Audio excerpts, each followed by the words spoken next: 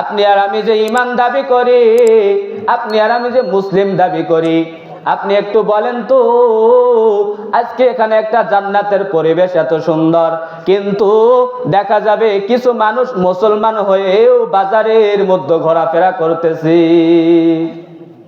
তাহলে আপনি আর আমি কেমন মুসলমান হইলাম? এমন দিন হয়েছে, আজকে এই যে মাহফিল দোয়া অনুষ্ঠান, এই সময় আপনার আমার এত সুন্দর পরিবেশের ভিতরে মাগরিবের আজান হয়েছে, দেখা যাবে যে কিছু মানুষ আছে আল্লাহর দরবারে আসে, আর কিছু মানুষ আছে বাজারের দরবারে ঘোরাফেরা করে। তাহলে আপনি আর আমি মুসলমান হইলাম কেমনে? আপনি আর আমি ঈমানওয়ালা হইলাম কেমনে? আর আল্লাহ তাআলার কাছে আপনি আর আমি জান্নাতের আশা করলাম কেমনে? জান্নাতের আশা কি করতে পারবো? না। আপনার আমার এই আমল দ্বারা আল্লাহ পাক রব্বুল আলামিনের দরবারে জান্নাতের আশা করা যায় না। যদি আপনি আর আমি ঈমানওয়ালা হইতাম, মুয়াজ্জিন আজান দিলে পরে আপনি আর আমি মসজিদে চলে আসতাম। এই জন্য তো আল্লাহ তাআলা বলেন, এ দুনিয়ার মানুষ, সব তোমরা ক্ষতিগ্রস্ত, সব তোমরা জাহান্নামী, কিন্তু চারটা গুণ যারা আনবা, এই মানুষ ব্যতীত আর সবাই হইল ক্ষতিগ্রস্ত। চারটা গুণ হলো, এক নাম্বার তোমার ঈমানকে তুমি আনবা, তোমার ঈমানকে তুমি পরিপূর্ণ করবা। এখন ঈমান আমার অনেক কিছুর উপরে আনতে হবে। এক নাম্বার আল্লাহ তাআলার উপরে ঈমান।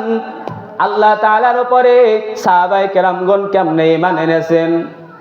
সাহাবায়ে কেরাম যত কষ্ট করেছেন, এই কষ্ট যদি আপনি আর আমি করতাম, তাহলে বোঝা যায় আপনার আমার ঈমানদারিত্ব হয়তো আর থাকতো না। থাকতো? সাহাবায়ে কেরাম যে কষ্ট করে গেছে, এই কষ্ট আমরা কি করি? করি না। আল্লাহর রাসূলের সাহাবী হযরত বিলাল, বিলালের চেহারাও সুন্দর নয়, বিলাল দেখতেও অনেক বেশি সুন্দর নয়। আল্লাহর রাসূলের সাহাবী হযরত বিলাল রাদিয়াল্লাহু তাআলা আনহু মায়ার নবীর সোহবত পায়া ঈমান আনার পরে হযরত বিলাল রাদিয়াল্লাহু তাআলা আনহু ছিলেন উমাইয়ার গোলাম। এই বিলাল রাদিয়াল্লাহু তাআলা আনহুর পিতাও ছিল গোলাম। হযরত বিলাল রাদিয়াল্লাহু তাআলা আনহু ঈমান আনার পর কাজকর্ম করতে করতে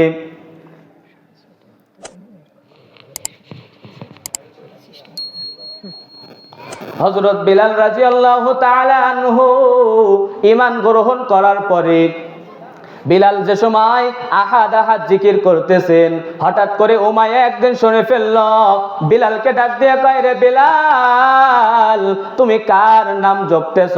তুমি কার নামে জিকির করো? বিলাল রাদিয়াল্লাহু তাআলা আনহু ডাক দিয়ে বলেন, এ উমাইয়া, আমি যার নামে জিকির করতেছি তিনি হইলেন তুমি। উমাইয়াকেও বানাইছেন, তিনি এমন একজন মালিক, তিনি আমি বিলালকেও বানিয়েছেন। এ উমাইয়া, তোমার চোখের সামনে যে জিনিসগুলো দেখতেছ, দুনিয়া আসমান জমিন যা কিছু তুমি দেখতেছো, এ উমাইয়া সব কিছু ওই মালিক বানিয়েছে। উমাইয়া বলে, বিলাল রে, তোমাকে প্রথমবার বলতেছি তুমি ওই আল্লাহকে ভুলে যাইবা। বিলাল রাদিয়াল্লাহু তাআলা আনহু বলেন না, কত কষ্ট করেছেন বিলাল রাদিয়াল্লাহু তাআলা আনহু, এরপরে আল্লাহ তাআলাকে কি ভুলছে? কোন সময় ভুলেন নাই। কত মার খাইছেন কাফেরদের কাছে, এরপরেও বিলাল রাদিয়াল্লাহু তাআলা আনহু ভুলেন নাই। আর এখন আপনি আর আমি মুসলমান, আপনার আমার উপরে কোনো আঘাত নাই, আপনার আমার উপরে কোনো যন্ত্রণা নাই, আপনার আমাকে কোনো খাবার কষ্ট নাই, এরপরেও আপনি আর আমি 5 বেলা আল্লাহ তাআলার গোলামি করতে পারি না। আল্লাহ তাআলা 2 নাম্বার বলতেছেন, ওয়া আমিলুস সালিহাত। 2 নাম্বার যারা সৎ কাজ করবে তাদের জন্য কোনো বিপদ নয়। দুনিয়ার মধ্যে যারা সৎ কাজ করবে আল্লাহ তাআলা তাদেরকে জাহান্নামের আগুন থেকে মুক্তি দান করবেন, ওই বিপদগ্রস্তদের মধ্যে তারা থাকবেন না। এখন নিজে একা বাঁচলে হবে না, অপরকেও তো দাওয়াত দেওয়া লাগবে। আপনি আর আমি চায়ের দোকানে বসে থাকি, কোনোদিন কি বলছেন নি ভাই চলো নামাজ পড়তে আসি? আপনি একা নামাজ পড়তে আসেন, কিন্তু আপনার ভাইকে কোনোদিন কি ডাকছেন? আপনি একা নামাজ পড়তে আসেন, আপনার সন্তানকে কোনোদিন কি ডাকছেন? আপনি নামাজ পড়েন, আপনার বিবি পর্দা করে না। আপনি নামাজ পড়েন, আপনার মেয়ে পর্দা করে না। আপনি নামাজ পড়েন, আপনার মায়েও পর্দা করে না। আপনি তাদেরকে কোনো সময় দাওয়াত দেন নাই।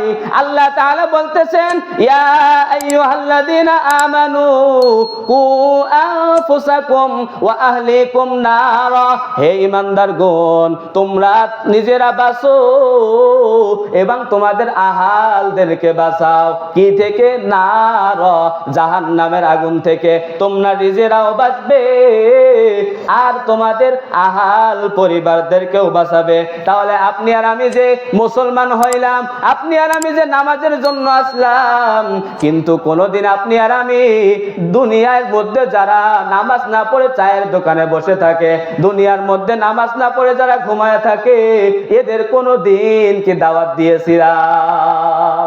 দাওয়াত দিয়েছিলাম? কোনোদিন দেই নাই।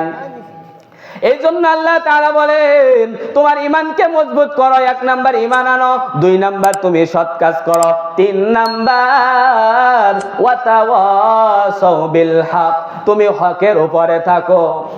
কিন্তু আপনি আর আমি কি হকের উপরে আছি? না না, হকের উপরে যদি থাকতাম অন্যের উপরে কোনো সময় জুলুম করতাম না, জায়গা জমি নিয়ে ভাইয়ের সাথে দ্বন্দ্ব করতাম না, মসজিদ মাদ্রাসা নিয়ে দ্বন্দ্ব হইতো না। কারণ কি? আপনি আর আমি হকের উপরে নাই, এই জন্য তো আপনার আমার ভিতরে এই বিভেদটা হয়। ঠিক কিনা বলেন? আপনি আর আমি হকের পরে থাকতে পারি না, অথচ আল্লাহ তাআলা বলতেছেন এ দুনিয়ার মানুষ, তুমি দুনিয়ার মধ্যে 4টা গুণ তোমার ভিতরে তুমি নিয়ে নাও। তুমি 3 নাম্বার যে গুণটা, এই গুণটা হলো তুমি হকের উপরে অটল থাকো। কিন্তু আপনি আর আমি হকের উপরে থাকতে পারলাম না। 3-4 নাম্বার আল্লাহ তাআলা বলতেছেন ওয়াতাওয়াসাউ বিস-সবর, এ মানুষ তোমরা সবর করো, ধৈর্য ধারণ করো। এখন বিপদ হইলে পরে আপনি আর আমি আল্লাহ তাআলার দরবারে না যাইয়া কি করি? মানুষের দরবারে চলে যাই। কিন্তু উচিত ছিল কি আপনার আমার বিপদ আপদ হইলে পরে সর্বপ্রথম আল্লাহ তাআলার দরবারে যাওয়ার দরকার ছিল। কি বলেন? সর্বপ্রথম নামাজের মধ্যে যাওয়ার দরকার ছিল, মালিক আমি এই বিপদে পড়ে গিয়েছি, এখন তুমি আমাকে হেফাজত করো। কোনদিন কি বলছি? কোনদিন বলি নাই। কোনদিন আল্লাহ তাআলার দরবারে আমরা আসি নাই। এই জন্য আল্লাহ তাআলা বলতেছেন এ দুনিয়ার মানুষ, 4 নাম্বার তোমরা যে গুণটা তোমাদের মধ্যে আনবে, এই গুণটা হইল তোমরা সবর করবে, ধৈর্য ধারণ করবে। আল্লাহ তাআলা বলেন ইন্নাল্লাহা মা'আস সাবিরিন, নিশ্চয় আমি আল্লাহ পাক রব্বুল আলামিন যে বান্দারা ধৈর্য ধারণ করে সবর করে তাদের সাথে আছে। এখন যদি মুসলমানের সাথে আল্লাহ তাআলা থাকে, বান্দার সাথে যদি আল্লাহ তাআলা থাকে, তাহলে বান্দার কি দুনিয়ার মধ্যে আর কারোর সাহায্য লাগেনি? দুনিয়ার মধ্যে যদি আল্লাহ তাআলা থাকে, তাহলে বান্দার দুনিয়ার মধ্যে আর কারোর সাহায্য লাগে না। এই জন্য আপনাকে আমাকে ওই মালিকের কাছে সাহায্য চাইতে হবে। আপনি আর আমি যেভাবে চলবো, যেটা অন্যায় সেটাকে অন্যায় বলে আমরা ঘোষিত করব। আপনি আর আমি হকের উপরে থাকবো, এরপর আপনার আমার ঈমানটাকে মজবুত করে নিব। আর 2 নাম্বার যেটা, আপনি আর আমি নেক কাজের দাওয়াত দেব, আর আপনি নিজেও নেক কাজ করব। পারবেন তো? ইনশাআল্লাহ। আল্লাহ পাক রব্বুল আলামিন আপনাকে আমাকে এই 4টা গুণের উপর আমল করার, জীবন যাপন করার তৌফিক দান করুক। সকলে বলি আমিন। ওয়া আখিরু দাওয়ানা আলহামদুলিল্লাহি রাব্বিল আলামিন।